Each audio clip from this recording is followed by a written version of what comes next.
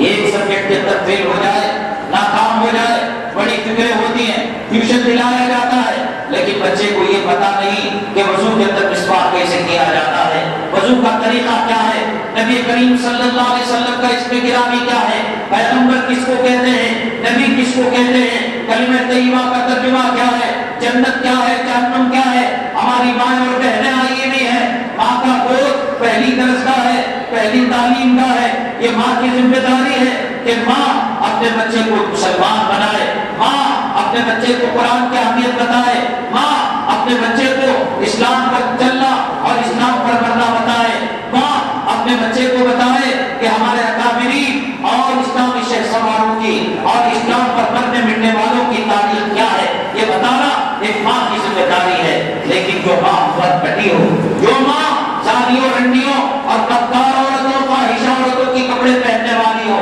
جس ماں کو صحابیات کے طریقے پسند نہیں، اسلام پر جان دینے والوں کے طور طریقے پسند نہیں، فلموں میں کام کرنے والے، کتا سور کھانے والے، شراب پینے والے، ان کے طور طریقے پسند ہو، کیا وہ خود جب جنت نہیں جائے گی اپنی اولاد کو جنت کیسے لے کر جائے گی؟ کلکم رائی وکلکم مسئول عن رعیتہ، اللہ کے نبی صلی اللہ علیہ وسلم نے فرمایا یہ ماں باپ ذمہ دار ہیں۔ اگر اولاد جہنم میں جائے گی، اولاد بے نمازی رہے گی، اولاد کو وضو نہیں آئے گا، اولاد کو قرآن پڑھنا نہیں آئے گا، جتنا گناہ اولاد کو ہوگا اللہ اتنا ہی گناہ ماں باپ کو بھی دیں گے۔ میری ماں